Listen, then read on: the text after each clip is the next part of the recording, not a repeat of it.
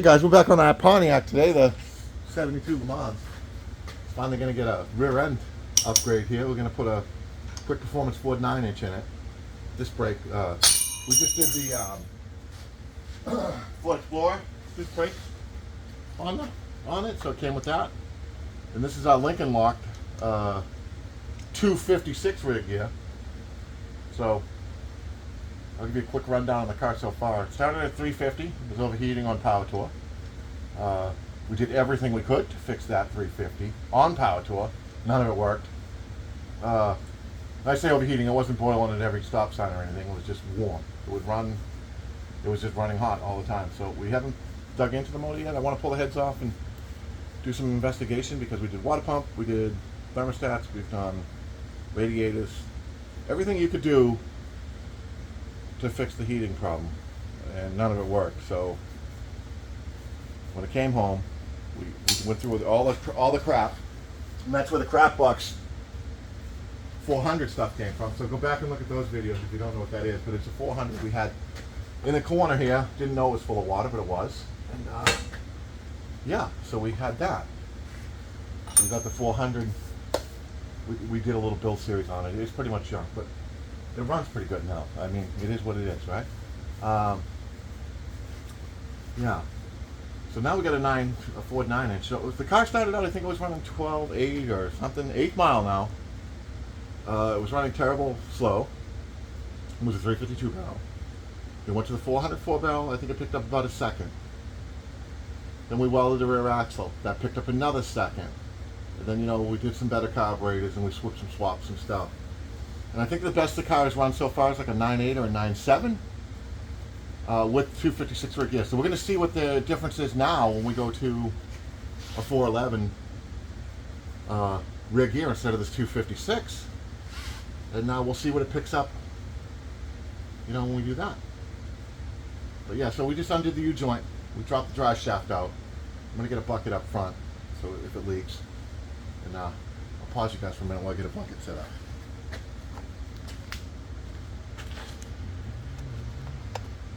Okay guys, yeah, so we're calling this thing crap box. I mean, like, we put used exhaust on it. We did use everything, so we've spent like no money. So this is like the first time that any of like money's really gone into the car with this quick performance 9-inch. And you know, now that, you know, the upgrades will be better from now on too. It's not gonna just, you know. So we are gonna 480 swap this. It is gonna be probably most likely an LS swap because it's a Le Mans. It's not a GTO. You know, the purest guys, you can beat me up in the comments. You should beat me up. But, I mean, you know, I don't know. We like power. Everybody likes power, right? I mean, 400s, 455s are just getting harder and harder to find, and they look expensive to build. I mean, it is what it is.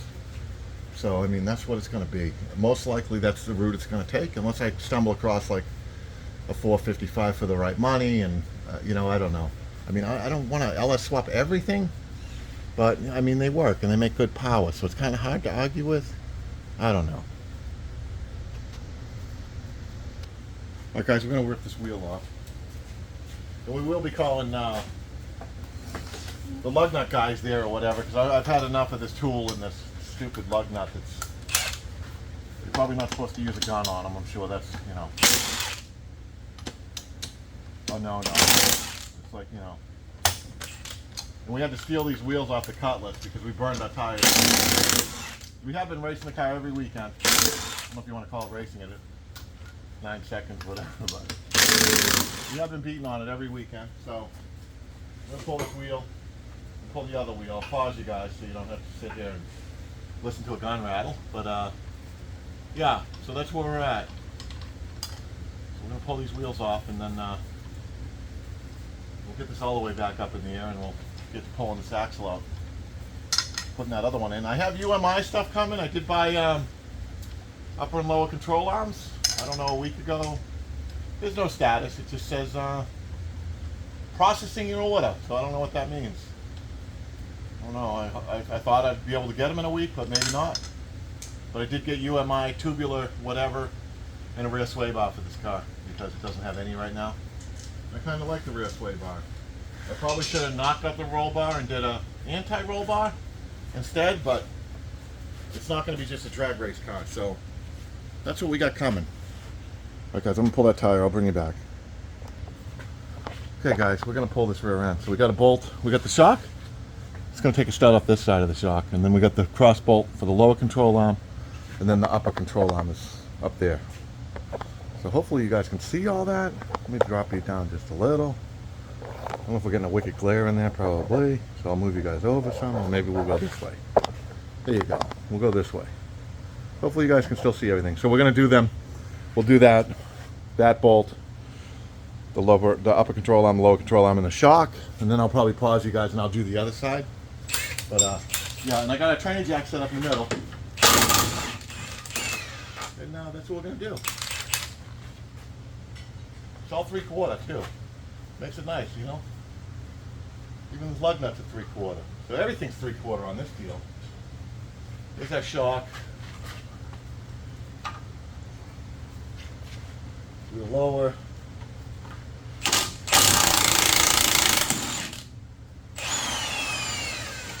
I think these bushings are pretty much shot out. They're like, the car doesn't have a lot of mileage, but it sat forever. I mean, it's still 52 years old. But it sat forever, and I think all this stuff is like wiped out. All the bushing rubber stuff is just beyond. There's pretty crunchy stuff in there.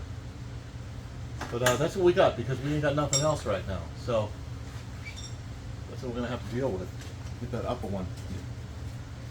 Get that upper A on next. And yeah. I'll pause you guys and I'll whip out the other side. Jack this sucker up and get rid of it.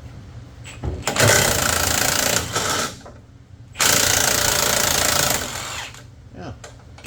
Oh, maybe we can get the gun on the other side and back that bolt out. See how it does. See how it does. Come on, get out of there. It doesn't want to let go. It just does not want to let go. Here it comes. I'm going to leave that in there kind of a little bit. All right, I'm going to pause you guys. And I'm just going to do the same thing on the other side, and then we're going to take the brake line off. We're just going to vice grip the rubber so we don't leak all over the floor. All right, guys, I'll bring you back once we get a little bit more stuff done. Okay, guys, we're getting ready to drop this. Here's the clips for the, there's two of them, for the e-brake cables. And they're not seized on this car, and that's why I like Southern cars. They're not rusty piles of shit. The factory brake line's unscrewed, so we're going to get this thing dropped. Alright guys, here we go. We're going to drop this rear axle out of here. Rip shots, everything's disconnected. Gotta watch for our coil springs. And then when we get so far down, we're going to stop and figure out a way to tie this thing up.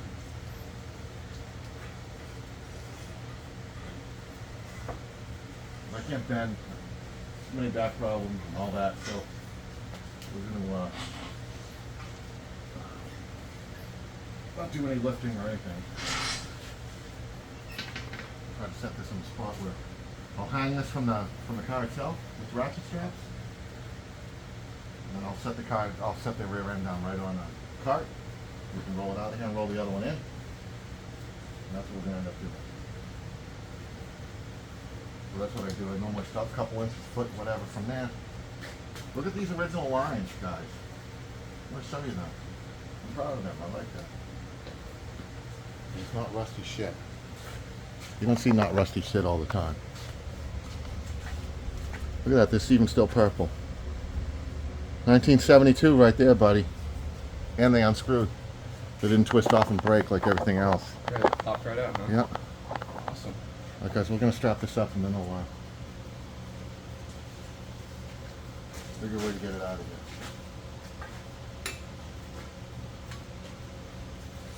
Careful that balancing. Huh? Careful that balancing. Oh, yeah. You can't do that. It's going forward.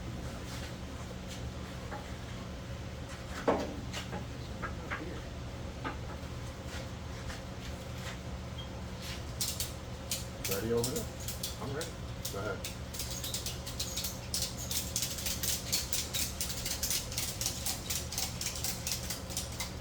Good. Good enough. So that's how I do them, guys. I hang them like that for a second, and then I'll lower this the rest of the way. Get rid of my axle. Get rid of my training gear. And then I'll move my axle out of the way. Get a cart from the other side, so I'll get a cart. I'll bring you guys back once we're getting ready to set that thing down and get rid of it. And get the other one set up and in there. So I'm going to pause you guys for a minute. All right, guys, I'm going to lower that down. We'll put that right on that pallet, and we'll raise the car back up. And it's going to go up and down a bunch of times.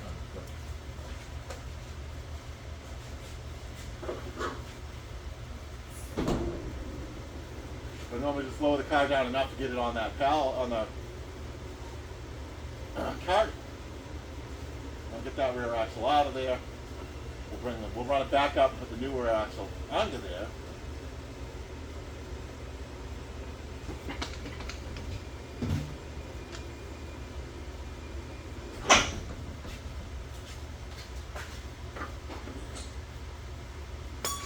So I just drop the ratchet strap, and then I'll drop the other ratchet strap, and then we'll lift the car back up.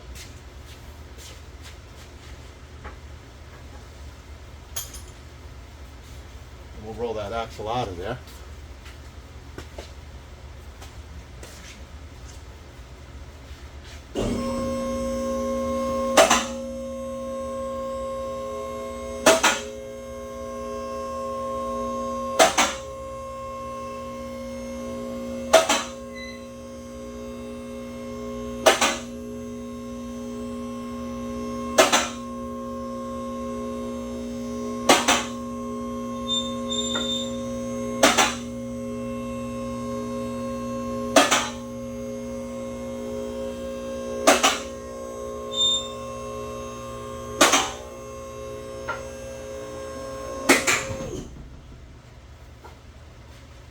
Oh yeah, this is the first pair of emergency brake cables that I didn't have to cut.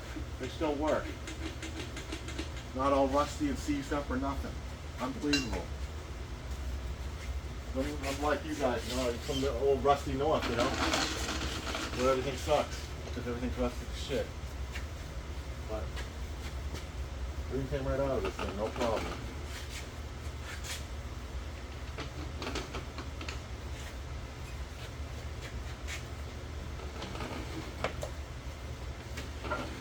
Rear end out of the way, and I'll bring you guys back once I get the other one set up underneath there. I'll show you how I do them because I can't lift anything. Fake hip, knee, whatever, back, all of it. Alright, I'll bring you guys back in a second. Okay, so there's our new rear end. Put it in the bucket on the cart. Rolled it over here. We'll lower the car down and we'll get the straps hooked up.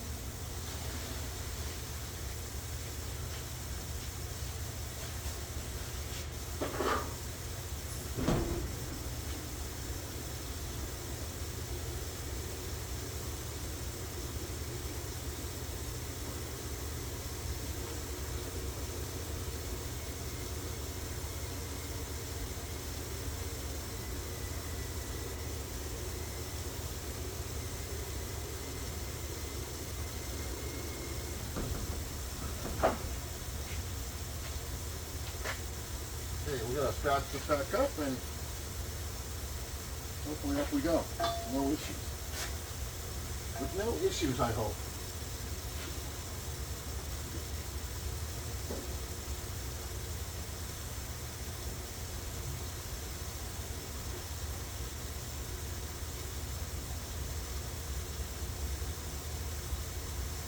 It always wants to be a pain in the ass.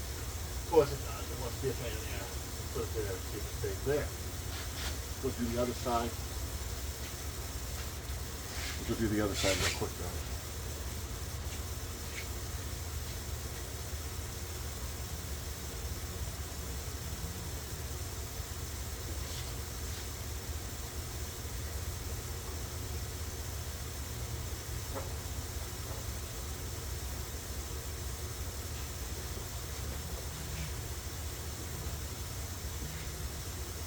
I don't know, looks alright to me. We gotta get going up before that bucket crushes and falls over. That's it, like what you just did. Alright guys, we got that on camera. I knew that bucket was gonna go.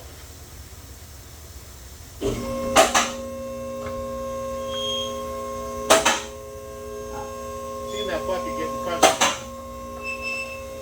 I got away with that yesterday, but not today.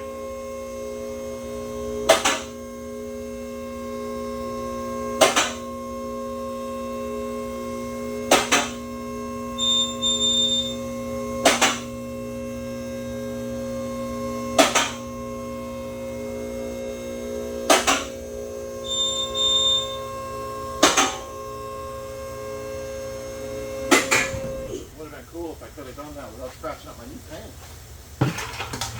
Really scratched the death out of it though. Alright, then we'll get our training jack back under here, and we'll get this thing up in the right spot.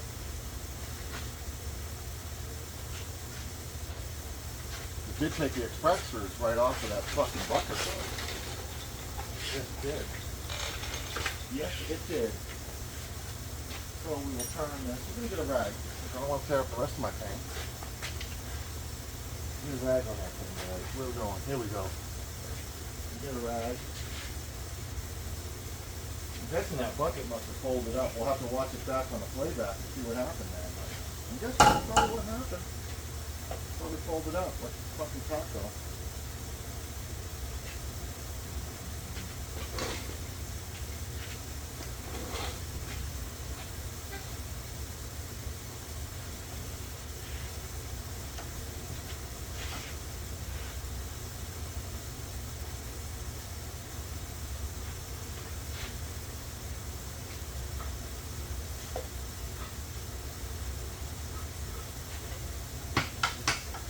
Alright, here we go, guys. Now we're going to jack it up. After the big drop. After the fall up. Alright, we're going to adjust that plate here. Plate doesn't like it like that. Maybe we had the plate the other way last time? I don't know.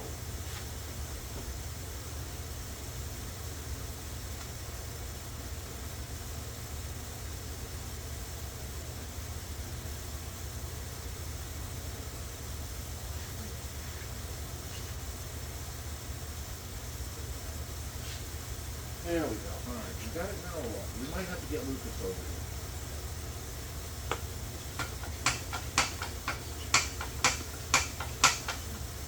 Is it going to stay or is it going to not stay? Looks like it's staying so far. We will find out.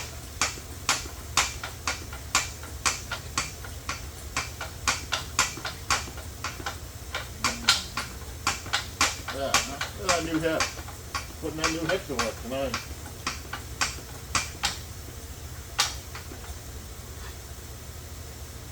I don't like the way this is wanting to fall all over the place, man. I can honestly say I don't like it, I don't like it. It's falling all over the place. Wanting to anyway. Might have you come over and steady this bad boy because I don't trust it now.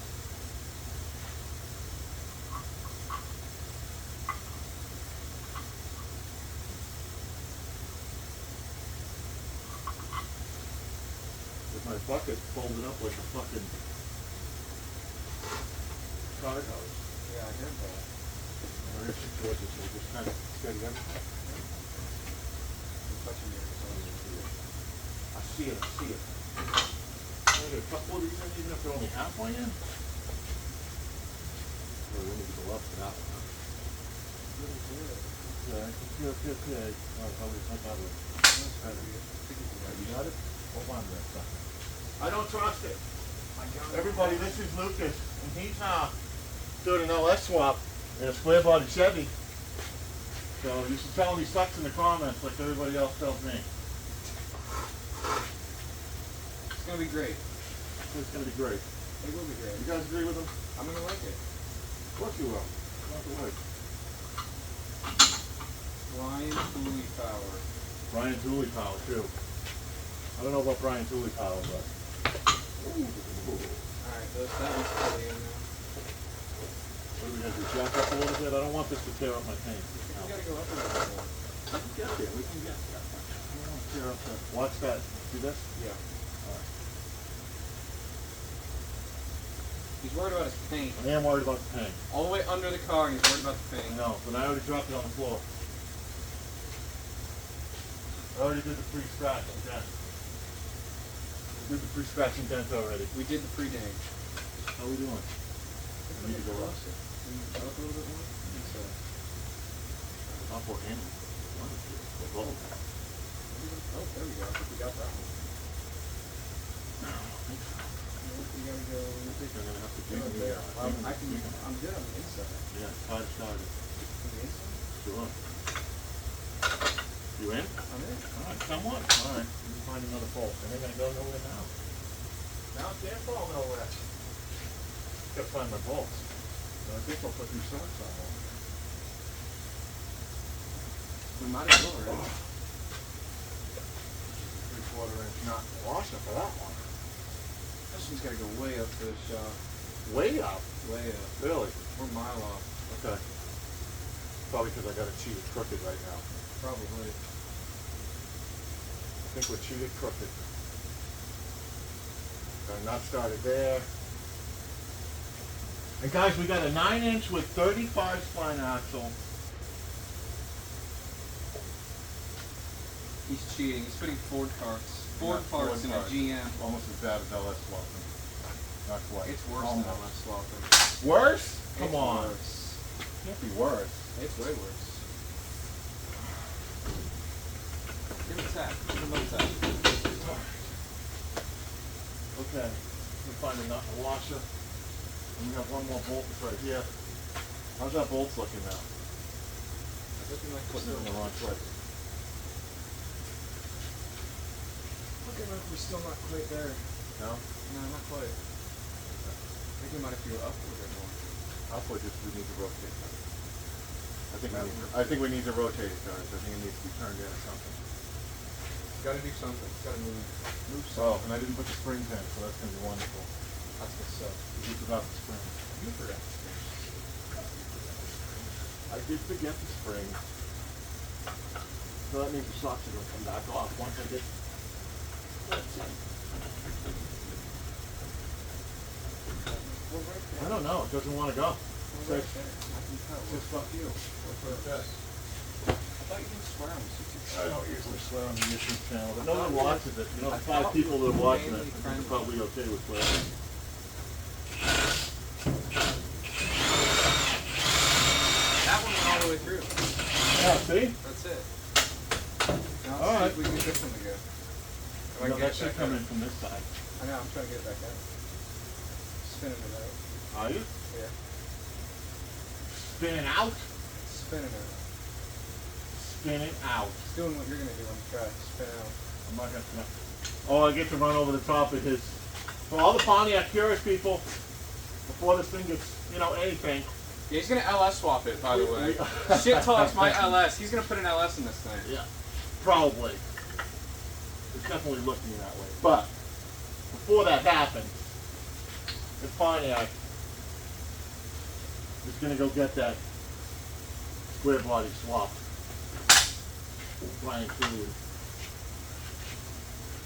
And I'm going to run right over the top of it because if it's running over a Chevy SSR right now, it's an aluminum 5.3. I don't see how his iron 5.3 is going to do any better. Iron 5.3 in a heavier truck. I don't think that's much heavier than that. That thing is heavy. That thing is heavy.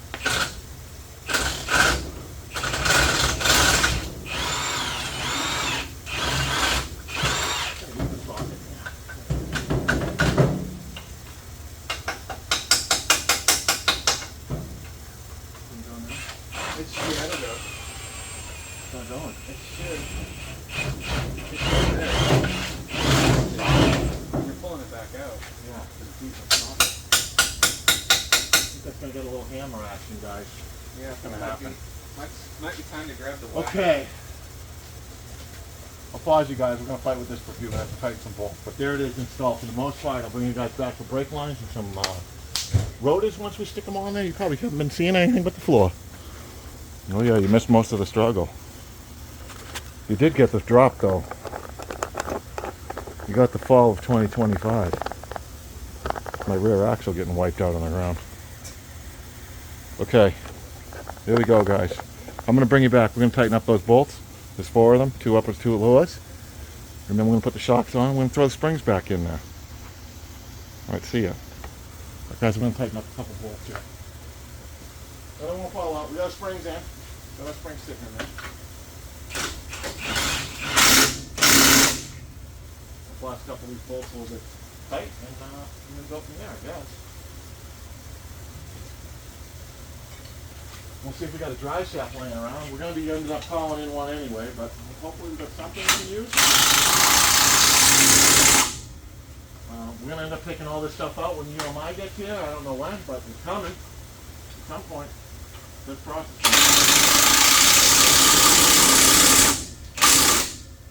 And that'll be that. So that's our rear axle installed.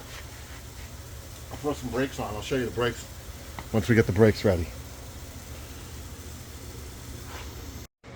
Okay, so we're going to throw rotors on here. I'm going to throw the calipers and pads on. So just wash this off.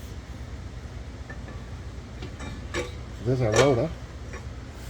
And we have our inner pad. This is our inner pad for the caliper. Whoop, rods and bolts. We're dropping stuff, guys. We're dropping stuff. And that would have looked cool earlier if I didn't let the rear end fall off that bucket. It would have looked pretty good. And then we had the great fall. 2025 over here. But anyway, putting up our brake pads on. That's that. Now we got bolt bolts down there now. So we'll get our hardware back in a second.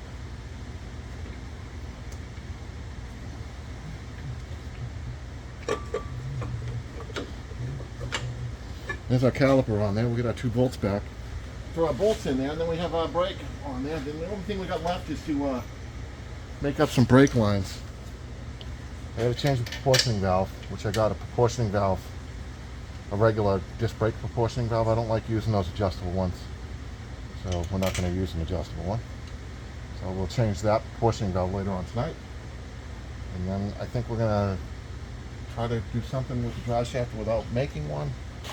If I run a 4L65 yoke on this drive shaft, it'll give me enough length to where it doesn't matter, because this turbo 350 and all this stuff ain't staying in the car, so I don't really want to spend the money to make a drive shaft to just throw it away later on. So it looks like the difference between the Ford 9-inch and the GM 10 bolt is about an inch. If you use a 4L65 yoke, it's quite a bit longer than it'll have way more engagement than the turbo 350 one that's only like 4 or 3 inches or 3 3/4 or whatever it is. It's short, whatever it is. But there's our brakes. I'm going to do the same on the other side. I won't show you guys that. I'm going to throw a wheel back on here, and that's it, guys. I'll bring you back when we do some brake lines. See ya. Okay, guys, I lost some footage, or I deleted it or whatever. But here's the rear end finished up. So you guys didn't see me. So we made some brake lines up to the top there. We welded a bolt on here, and that's our stud for our Explorer brake line. There's our Explorer disc brakes. So there's the rear end installed. Sorry you guys didn't get to see that. Well, you did see it go in, but you didn't see me, just imagine that I put these on there backwards. Not, that never happens. And I had to cut them off a whole bunch of times. And, yeah, maybe some swearing with those things. Something like that. And, you pretty much got the gist of it. You didn't miss much. But that's where we're at now. So it's all in. And then the drive shaft, so it looks like it's 3/4 of an inch or so on these A bodies when you do the Ford 9-inch.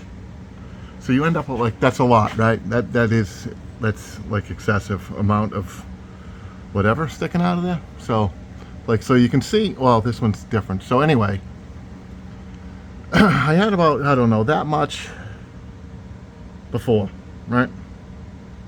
With the 10 bolt on the back. So you pick up about, I don't know, 1/2 inch or so, when you, 1/2 to 3/4 of an inch, we'll say, when you go to 9-inch in the back. So when you go to a Ford 9-inch, you gain, well, about 1/2 inch or so. So I'll tell you how, so this is, this normally would not be cool because you're going to strip that spline or something bad's probably going to happen. But I'll show you how I fixed it. We got a new U-joints, and this is the original shaft, and we just cheated on this yoke a little bit, and I'll show you how we did that.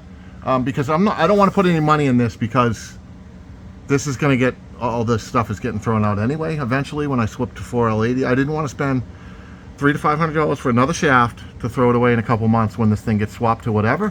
So there is a cheat for this. I don't really know. There's a cheat for it. I'll show you how I cheated this thing, and I'll show you what we did.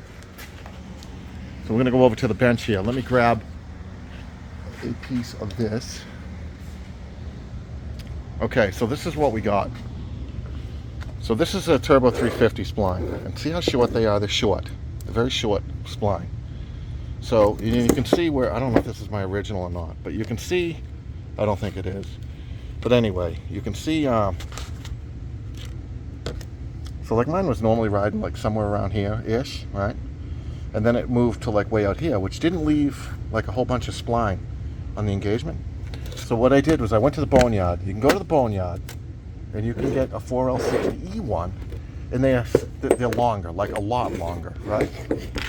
So this, I mean the thing is like, it's way longer, right? So that gives you more, so then you have your depth back. You're not going to be riding on, you know what I mean? So that's what I did there. I switched to this spline. I switched to the longer spline. That's why there's so much sticking out. It still has more engagement than this thing had. And so that's what I did. This is an extra one we have kicking around. I bought an extra just so I have one. And the one I put in there wasn't all rusty because this one was already cut off on the ground laying at the junkyard. So I got to pick it up for free. Well, not free, but I didn't have to cut it off. The one I got, I had to cut off. Anyway, sidetracked here, man. There's a squirrel over there. All right. So there's your cheat. If you're running like 3/4, you need 3/4 of an inch more spline, go get this one, man. That's what I did. And then when I got this one, I put the drive shaft together and I put it in, and it bottomed out in the transmission. So I actually ended up cutting off. I cut off that much of it to make it not bottom out. So that's how much I cut off of that. So if this was here, and then I cut that much off-ish, right? It's going to end up being like a 1/2 to 3/4 of an inch longer. You know, plus my cut was nice and straight. You can see how straight, awesome that cut was. So that, I mean, you know what I mean? So we already gained, well, we added that to this. Well, no, that's what we cut off. Yeah, that's what we ended up with then. No, we didn't. We cut this off of that. So this is what we ended up with. This is what we ended up with in there for a spline now. And that's going to end up being, you know, whatever, about a 1/2, 3/4 inch longer than this one, you know? So if we kind of eyeballed that, ish, it would be right about there. It's coming in, yeah, so you're looking at like 5/8, 3/4-ish, you know? That's what we got. So that gave us plenty of a spline. I don't know what this is going to do, like, and I don't really know that this is anything to even worry about. I mean, like, who cares? But moving the U-joint, so you have that bushing and the tranny tail housing, and the U-joints, you know, within normally an inch of that. If moving it out an extra 1/2 inch or 3/4, I don't know if that's going to add any like side load to that bushing. Probably not. I don't know. This is all temporary for this thing anyway. I just didn't want to, yeah, I ain't paying $500 to throw it away. So that was the cheat, and that's what we ended up doing. So we went to the longer yoke. It got us what we needed, spline engagement. We had to cut some off. So it has a full thing of engagement now. Yes, it does look like it's sticking way out, but the spline is like way longer. I mean, I don't know. I mean, what's the potential drawback here? Maybe you twist these splines. You'd need a hell of a lot of horsepower more than I'm making, because that 400 makes maybe 200 horsepower. You know, you ain't gonna twist shit. But I mean, maybe in a turn, I don't know.